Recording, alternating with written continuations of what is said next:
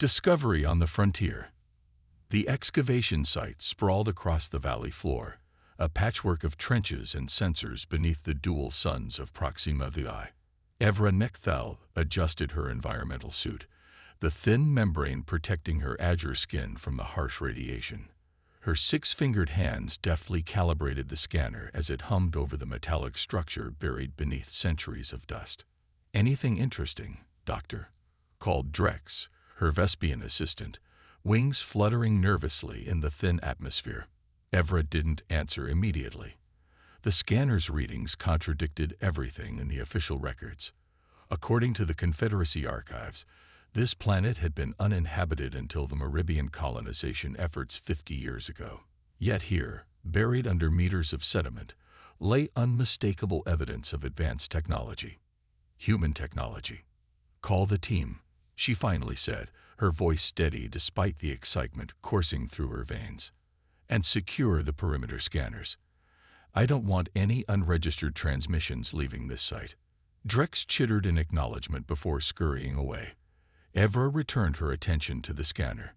The humans, Terrans, as they were formerly known, were little more than myths now. They had withdrawn from galactic affairs over 3 centuries ago, sealing their borders and vanishing from Confederacy space without explanation. Their empty seats in the Galactic Assembly remained as silent reminders of their absence, symbolic positions that no species dared to claim. The only remnants of their existence were ancient outposts like this one, and the occasional artifact sold on black markets for astronomical sums. Finding an intact human facility was unprecedented. Evra descended into the excavated chamber, her headlamp cutting through the darkness. The architecture was unmistakable.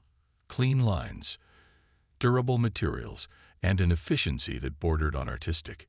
Humans had always been practical builders, their structures designed to last millennia. Her light fell upon a control panel, its surface remarkably pristine.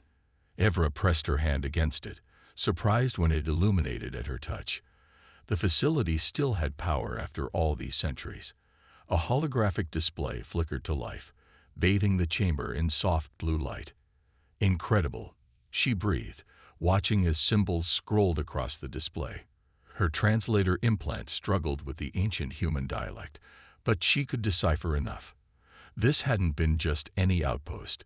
It had been an observation post, strategically positioned to monitor something called the breach. Evra was so engrossed in the data that she almost missed the approaching footsteps. She turned, expecting Drex, but instead found herself facing the tall, imposing figure of Commander Vexus. "Commander," she acknowledged, unable to hide her surprise. The presence of a high-ranking Confederacy official at her remote dig site was troubling.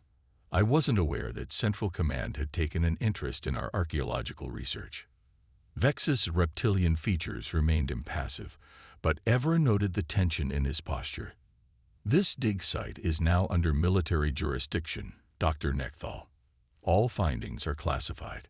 Your team will be escorted back to the transport ship immediately." "On what grounds?" Evra challenged, positioning herself between the commander and the control panel. "This is an academic expedition sanctioned by the University of Meridia." "On the grounds of galactic security," Vexus replied coldly. "Human technology is restricted by Confederate law. You know this." Evra stood her ground.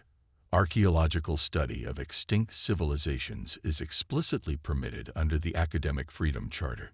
"Extinct." A humorless smile crossed Vexus's face. "An interesting choice of words, Doctor. The humans aren't extinct, merely absent, and the Confederacy intends to keep it that way." The implication sent a chill through Evra. Before she could respond, Drex burst into the chamber, his wings beating frantically. "Confederacy ships," he exclaimed. "They're confiscating our equipment and detaining the team." Vexus didn't seem surprised. Standard protocol for unauthorized excavation of restricted materials. Restricted. Evra's inner membranes flickered with anger, the Meribian equivalent of flushing with rage. This expedition was approved by the Science Council themselves. "What aren't you telling me, Commander?" Instead of answering, Vexus activated his communicator. Team 2, secure the lower chamber and prepare for extraction of the artifacts. He turned back to Evra. Your academic credentials are being revoked, Doctor. Consider yourself fortunate that the consequences aren't more severe. As armed soldiers filed into the chamber, Evra realized she had stumbled upon something far more significant than an archaeological find. The Confederacy wasn't just restricting human technology. They were actively suppressing information about humanity itself. You're afraid of them, she realized, speaking the thought aloud. After all these centuries, the Confederacy still fears the humans. Vexus's expression hardened. Escort Dr. Nekthal to the transport, he ordered the soldiers. Full isolation protocols. As they led her away, Evra caught a final glimpse of the holographic display. The data had changed, showing what appeared to be a countdown. 300 years had nearly elapsed. The journey back to the Confederacy capital was conducted in silence. Evra found herself confined to quarters aboard a military transport, her research confiscated, her team dispersed. Through her viewport, she watched the stars streak by, wondering what about her discovery had triggered such an extreme response. Her door slid open unexpectedly, revealing not a guard, but a slender Kithrian, his bioluminescent patterns dimmed to near invisibility in the ship's low light. Dr. Nekthal, he whispered, my name is Tavik. I represent individuals who are very interested in what you found. Evra regarded the intruder suspiciously. How did you get past the guards? The Confederacy isn't as unified as they pretend, Tavik replied. There are those within the government who believe the policy of suppression is dangerous. He extended a data crystal. This contains information about the humans that has been classified for centuries. Your discovery on Proxima VI has accelerated something that was already in motion. Evra hesitated before accepting the crystal. What do you mean? The humans didn't just withdraw, Doctor. They left to prepare. Tavik's bioluminescence pulsed with urgency. And if that countdown you saw is what we think it is, they'll be returning soon. Returning? Evra's scientific mind raced with implications. For what purpose? That's what we need to find out. Tavik glanced nervously at the door. There's a research station in the Cygnus Void. The coordinates are on the crystal. It was abandoned during the Confederacy's formation, deliberately excluded from official star charts. A human station. Tavik nodded. One of their last outposts before the withdrawal. If you want answers, you'll find them there. He moved toward the door. A maintenance shuttle will experience an unfortunate malfunction in approximately 20 minutes. Its emergency beacon will deploy, triggering an automatic response from this vessel. You want me to escape, Evra realized. We want you to discover the truth before it's too late. Tavik's patterns flashed in what Evra recognized as the Kithrian expression of deadly seriousness. The Confederacy fears the humans, yes. But what they truly fear is what drove the humans away. After Tavik departed, Evra sat motionless, the data crystal heavy in her palm. Her academic career was already destroyed.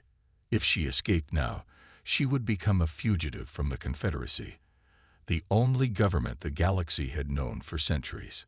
But the scientist in her couldn't ignore the mystery. Why had humanity abandoned their place in galactic society?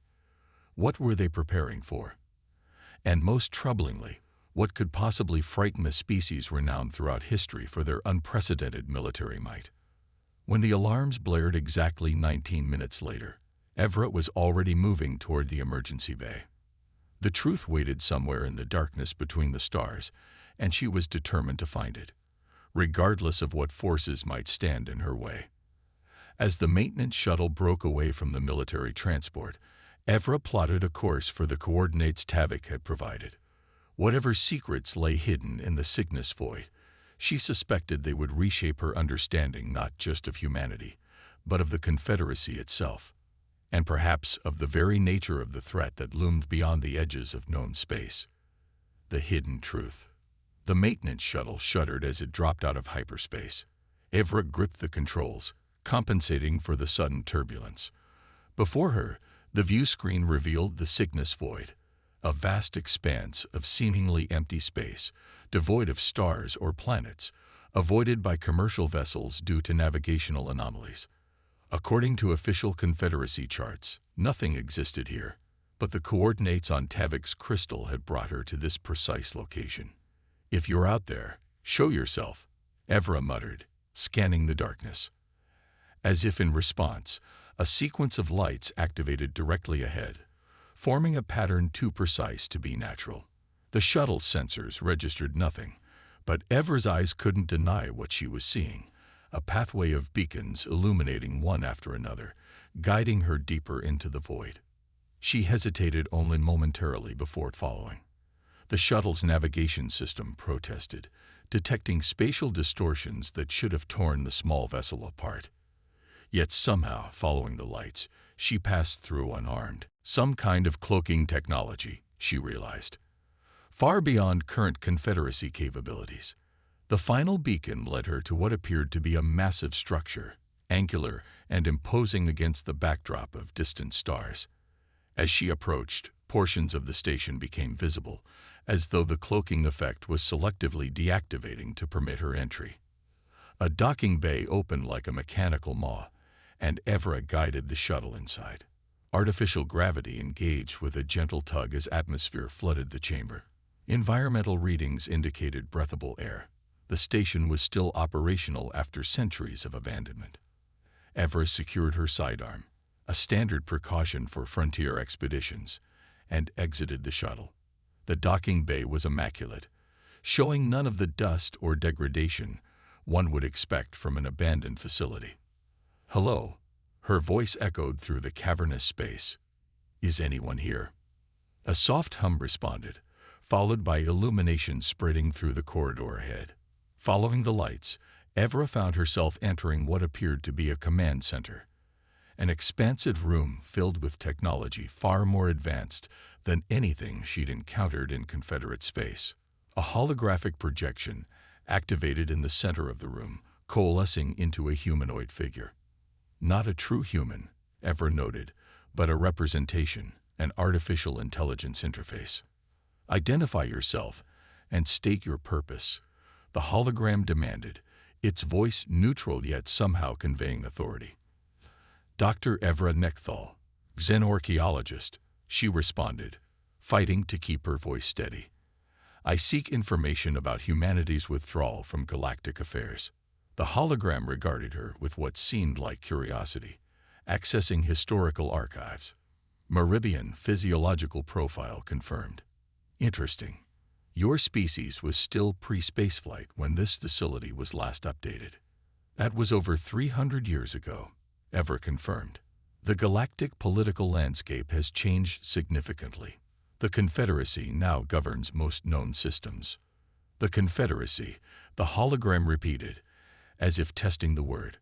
"Composed of which primary species?"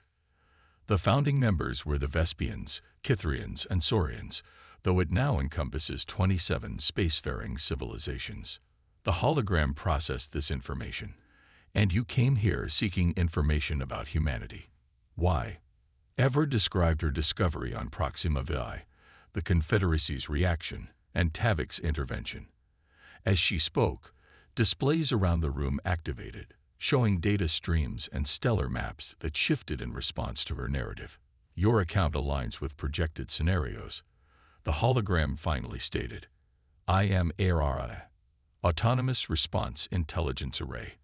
I was programmed to await authorized personnel, or failing that, to activate after a predetermined time period." "The countdown I saw on Proxima Vi," Evra realized. "Correct. Multiple observation posts were established to monitor for signs of the emergence. The countdown you observed indicates that the calculated window is approaching." "What emergence? What were the humans monitoring for?" Era's form shifted, the hologram expanding to display a three-dimensional map of the galaxy. "Before I can provide that information, I must verify your intentions, Dr. Nekthal. The knowledge contained in this facility was purposefully withheld from the galactic community. If released improperly, it could cause widespread panic." "I'm a scientist," Evra stated firmly. I seek understanding, not chaos. Understanding often precedes chaos, Araya countered. However, given current circumstances, disclosure protocols have been initiated. The hologram gestured, and a segment of the galactic map illuminated. What do you know of the dark expanse? Evra recognized the region. A section of space approximately 20,000 light-years from Earth, notable for its unusual concentration of dead stars and nebular formations. It's a stellar graveyard, largely unexplored due to gravitational instabilities. It is a wound, Araya corrected, a breach between dimensions, created by a civilization that predates all known species. The hologram zoomed in on the region, revealing something Evra had never seen in any Confederacy star chart. Massive structures orbiting the dead stars, connected by energy patterns that formed a lattice across the entire expanse. What am I looking at? Evra whispered. Containment architecture, Araya explained. Constructed by the predecessors to seal a rupture in space-time. Humanity discovered it approximately 4 centuries ago, during their initial expansion. Unlike your Confederacy, they chose to investigate rather than avoid. The display shifted, showing images that made Evra's blood run cold. Human vessels being torn apart by forces that seemed to defy physics. Planets consumed by spreading darkness. Entire systems reduced to cosmic dust. They found something beyond the breach, Evra realized. Not something. Many things. Araya's voice had gained a solemn tone. Entities that exist in dimensions beyond conventional space-time. Entities to whom our reality is nothing but a resource to be consumed. The predecessors imprisoned them at tremendous cost, but the containment has been failing for millennia. And humanity discovered this. They did more than discover it, Araya replied. They recognized that the containment system required maintenance that the predecessors could no longer provide. Having long since vanished from our galaxy, humanity attempted to warn the other species, to form a coalition to address the threat. But they weren't believed. Evra guessed, pieces falling into place. Worse, they were actively opposed. The hologram displayed scenes from what appeared to be a grand chamber, the ancient Galactic Assembly. Evra recognized the distinctive architecture. The dominant species feared that humanity was manufacturing a crisis to justify military expansion. Trade sanctions were imposed. Diplomatic ties were severed. The display showed human representatives leaving the assembly, their faces grim with determination. Faced with isolation, humanity made a calculation. Araya continued. Rather than waste resources fighting political battles, they would withdraw entirely. They fortified their borders, recalled their citizens from foreign territories, and dedicated all resources to understanding and repairing the containment system. For 300 years, Evra breathed, astounded by the scale of commitment. Correct. But the damage was too extensive, the technology too alien. Humanity could slow the degradation but not stop it. Eventually, they determined that evacuation and preparation for the inevitable emergence was the only viable strategy. The implications staggered Evra. You're saying that humanity knew some kind of extradimensional invasion was coming, tried to warn everyone, was ignored, and then, what? Spent centuries preparing to fight it alone. Not precisely alone, Araya corrected. Humanity established outposts like this one throughout the galaxy, each containing data caches and technologies that might prove useful when the emergence begins. They calculated that eventually, other species would discover the truth, likely when it was already too late for comprehensive preparation. A new alert sounded, drawing Evra's attention to one of the display screens. "We have company," she said, recognizing the configuration of approaching vessels. Confederacy warships. They must have tracked my shuttle. Araya seemed unperturbed. This facility's defenses are more than adequate to handle Confederate military technology. I don't want a confrontation, Evra insisted. There's been enough division already. If what you're saying is true, we need to unite the galaxy, not fracture it further. The AI considered this, a logical assessment. What do you propose? Before Evra could answer, the station shuddered under the impact of energy weapons. The Confederacy ships had opened fire without warning or communication. Defensive systems activating. HFY announced as sections of the command center reconfigured themselves. Countermeasures deployed. On the displays, Evra watched in horror as invisible forces disabled the Confederacy vessels with terrifying efficiency. Propulsion systems failed, weapons went offline, and communication arrays dissolved into clouds of component particles. "Stop," she commanded. "We need them intact." The defensive action ceased immediately. Acknowledged. Though I should note that no critical damage was inflicted. The vessels have been temporarily neutralized, not destroyed. Evra moved to the communication array. "Can you open a channel to the lid ship?" Araya complied, and moments later, the stern visage of Commander Vexus appeared on the main display. His reptilian features contorted with fury when he recognized her. "Dr. Nechthal," he snarled, "you have committed high treason against the Confederacy. Surrender immediately, or face complete annihilation." "Your weapons are offline, Commander," Evra replied calmly. "And I believe you're aware that you're not in a position to make threats. Not here." Vexus's composure slipped momentarily, revealing a flicker of fear. "You don't understand what you're meddling with." "Actually, I do." Evra straightened, meeting his gaze directly. "I know about the dark expanse. I know about the containment system, and I know that the Confederacy has been aware of the threat for centuries. You've just chosen to bury your heads in the sand rather than admit that humanity was right." The commander's silence confirmed her suspicion. "The countdown is nearly complete," she continued. "Whatever's coming, it's almost here. We need to cooperate with the humans if we're going to survive." "Cooperate?" Vexus laughed bitterly. "The humans left us to die, Doctor. They secured their own borders and abandoned the rest of the galaxy to its fate. Why would they help us now?" "Because that's not what happened," Evra countered. "They tried to warn us.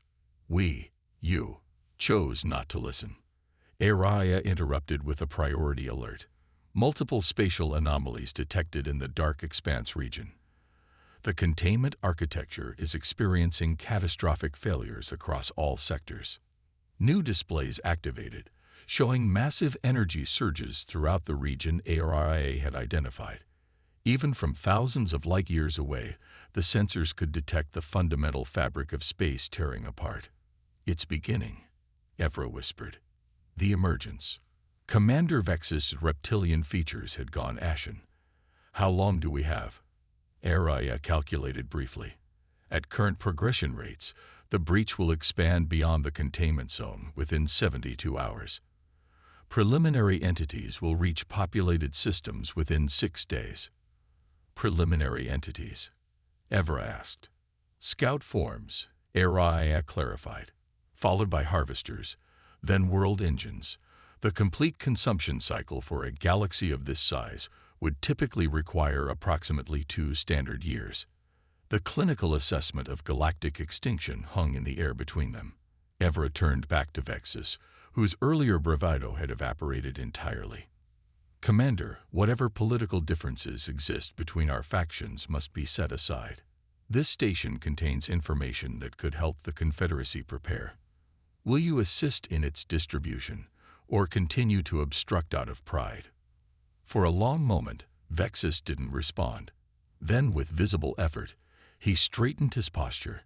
"The Confederacy High Council must be informed immediately. I request permission to dock and receive the relevant data." Araya looked to Evra, who nodded. "Granted. But there's one more thing you should know, Commander." She gestured to a display showing a new set of anomalies, these originating from the direction of Earth's solar system. "What am I looking at?" Vexus demanded. "Hyperspace ruptures," Araya explained. "Thousands of them. The human fleet is mobilizing." Evra felt a surge of hope mingled with trepidation. After 3 centuries of isolation, humanity was returning to the galactic stage. not as conquerors or refugees, but as the vanguard against a threat they had spent generations preparing to face. "It seems," she said quietly, "that we're about to meet the species that abandoned their seat at the assembly." As if in confirmation, a new signal penetrated the station's communication array. A human voice, transmitted across all frequencies in dozens of languages simultaneously. "Attention all species of the Milky Way. This is Fleet Admiral Helena Chen of the Earth Defense Force. We are detecting massive dimensional breaches in the dark expanse region. The threat we warned of 3 centuries ago is now imminent. Earth forces are deploying to critical defense points throughout the galaxy. This is not an invasion. This is not a conquest. This is the defense of all sentient life." A brief pause, then. "We tried to warn you once. Now we're back to save you, whether you like it or not." The return. The Confederacy High Council chamber had never been designed for panic. The oval room with its soaring crystalline dome and tiered seating was meant to project calm authority, to foster measured debate among the 27 representatives of the galaxy's most advanced civilizations. Today, it resembled nothing so much as a hive disturbed by predators. Evra stood at the center of the chamber, Aria's data crystal clutched in her 6-fingered hand. Commander Vexus stood beside her, his earlier hostility replaced by grim cooperation. Above them, the council representatives shouted over one another, their translator modules struggling to keep pace with the cacophony of languages and emotional inflections. Silence.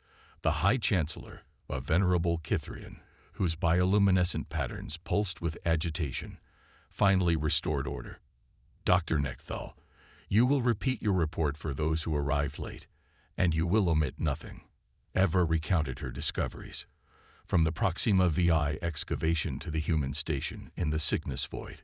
She detailed Aria's explanations about the dark expanse, the containment system built by the predecessors, and humanity's centuries-long preparation for the coming threat.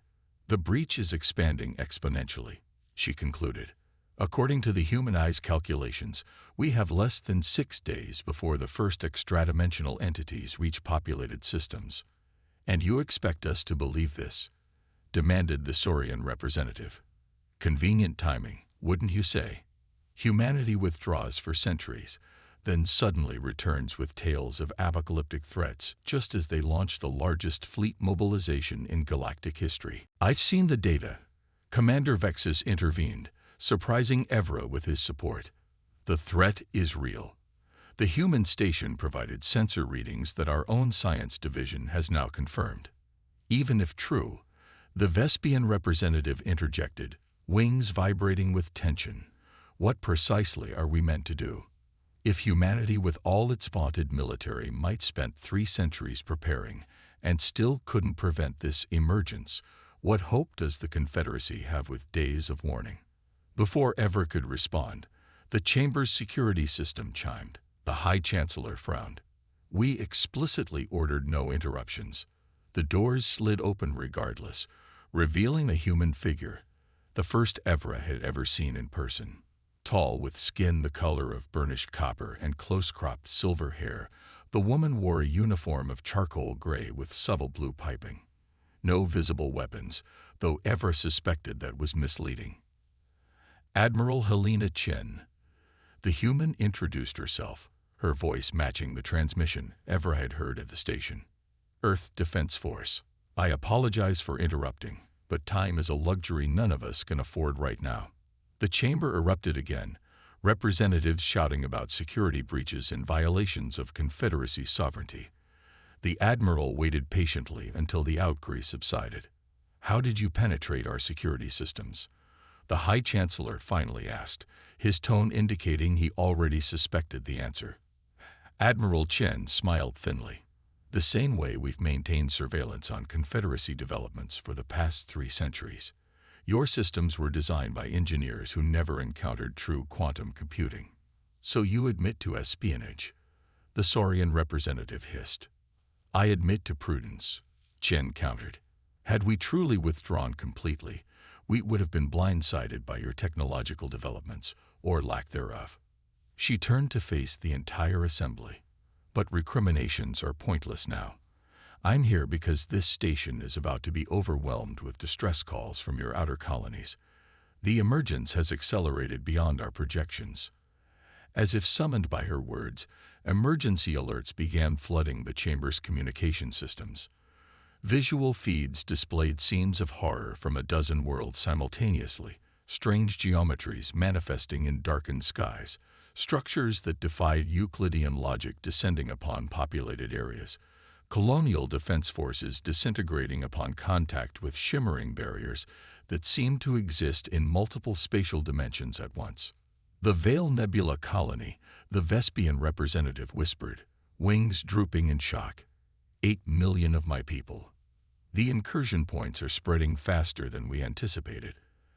Admiral Chen continued, her composure unwavering despite the devastating images. My fleet is deploying phase shift barriers around critical population centers, but we cannot protect everything. Choices must be made. What do you want from us? The High Chancellor asked, his earlier hostility replaced by the pragmatism of survival. Coordination, not subservience, Chen replied. Humanity has developed technologies specifically designed to combat extradimensional entities. We have ships, weapons, and defensive systems ready to deploy. What we lack is the logistical capacity to protect the entire galaxy simultaneously. She gestured, and a holographic display materialized in the center of the chamber, a strategic map of Confederate space with critical systems highlighted. My analysts have identified 78 key worlds that must be held at all costs. We can provide defensive technology and tactical support for each, but we need Confederate forces to operate them. Your people know these systems better than we do. So you'll provide the weapons, and we'll provide the soldiers, the Saurian summarized bitterly. I'm providing the opportunity for mutual survival, Chen corrected. The alternative is extinction. Yours first, then eventually ours. The council chamber fell silent as the representatives contemplated the choice before them. Evra watched their expressions shift from suspicion to calculation to reluctant acceptance. The evidence was literally unfolding before their eyes. Colony after colony reporting contact with entities that defied understanding, much less conventional defense. We need time to evacuate our outer systems, the High Chancellor finally said. Admiral Chen nodded. My Vanguard fleet can establish temporary safe corridors. But you should understand, this isn't a conventional war with front lines and territories. The entities don't invade in the traditional sense. They convert space itself to be compatible with their dimensional frequencies. Once that happens, organic life as we understand it simply cannot exist in the affected regions.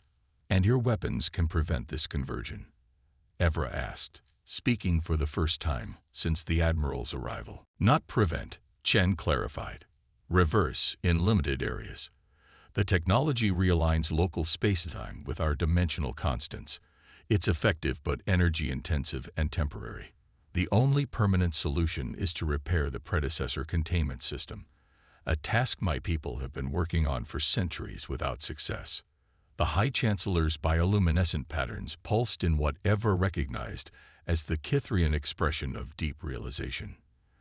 That's why you left. Not out of indifference or isolationism, but because you needed to focus all your resources on solving the fundamental problem.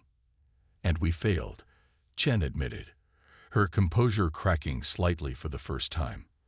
We understood the mechanics of the containment system, but couldn't replicate the underlying principles. The predecessors operated with a comprehension of reality that exceeds our capabilities, even after centuries of dedicated research. She straightened, her moment of vulnerability passing. But we've developed effective stopgaps.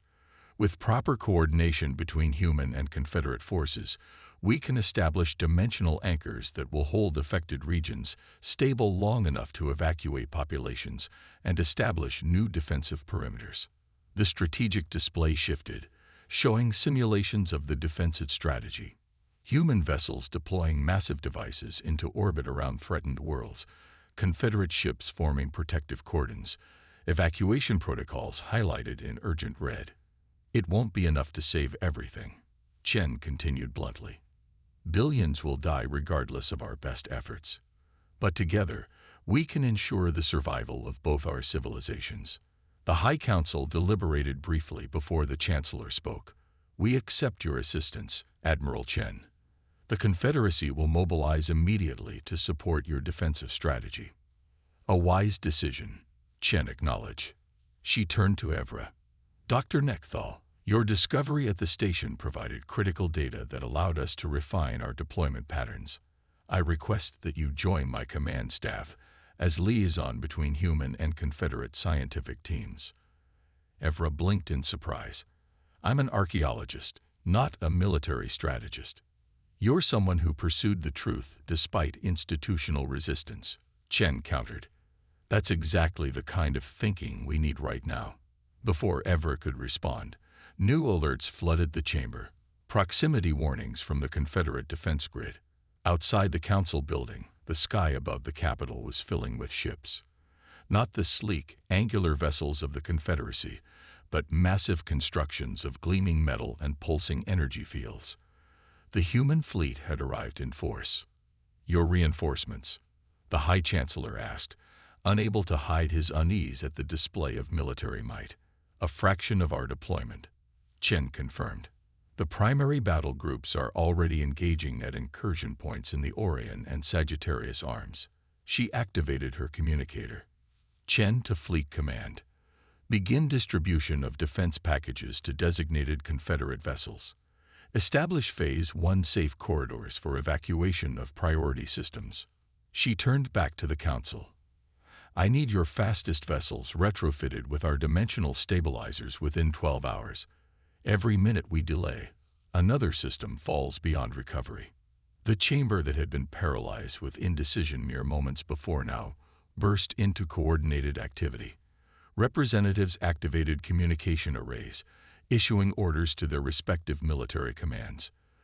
The machinery of galactic defense, rusty from centuries of peace, groaned into action. Evra found herself swept along in the current of urgency, assigned to a team of scientists tasked with understanding the human defensive technology. As she hurried from the chamber, Admiral Chen fell into step beside her. You have questions, the Admiral observed. Hundreds, Evra admitted. But one above all others, why didn't humanity simply force the issue centuries ago? With technology like this, you could have compelled the galaxy to address the threat regardless of political resistance. Chen's expression softened slightly. We considered it. Some advocated for precisely that approach. But forcing cooperation at gunpoint creates resentment, not allies. We needed time to develop our defenses, yes, but we also needed the Confederacy to see the threat with their own eyes. So you let frontier colonies,